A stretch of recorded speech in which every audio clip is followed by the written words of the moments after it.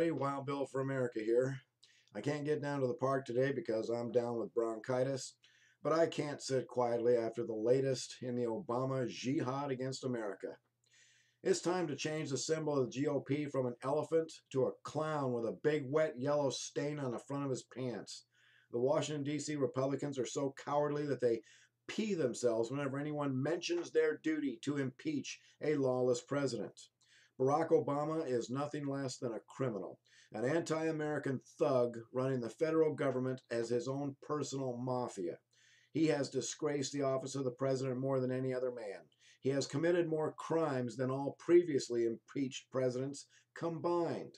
Crimes including obstruction of justice in the Fast and Furious scandal, bribery of elected officials, the most massive fraud in world history, costing the USA upwards of $800 billion.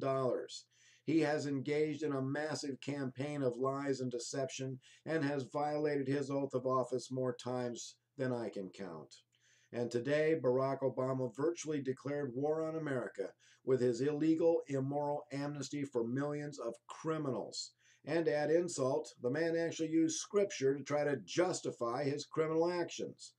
Psychiatrist Charles Krauthammer has analyzed Obama and predicted that Obama would do something reckless to punish Americans for voting against his will in this last election. The Democrats have intentionally caused the massive invasion of criminals from south of the border. Americans have been murdered by these invaders, but Obama and the Democrats don't care. The only thing that matters to them is that criminals vote Democrat. And now the lawless, corrupt Democrats have enough anti-American criminals to vote American freedom into oblivion. Phyllis Schlafly sees Obama's criminal action today as a prelude to civil war. Thanks to Obama, the USA is now closer than ever before to Civil War #2. All of this could have been avoided if the Republicans had done their duty to hold the president accountable and to serve as a check and balance to block Obama's lawlessness. But weak, wimpy, self-serving Republicans, following John Boehner and Mitch McConnell, have refused to do their duty to impeach the man for multiple serious crimes. Well, here's the question of the year. If the president and the Congress don't have to obey the law, does anyone? The USA is in a constitutional crisis. The federal government has failed.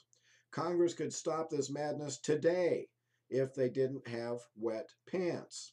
But now we must look to the elected sheriffs to defend the Constitution, and state legislatures must take bold action to protect their citizens from America's first dictator.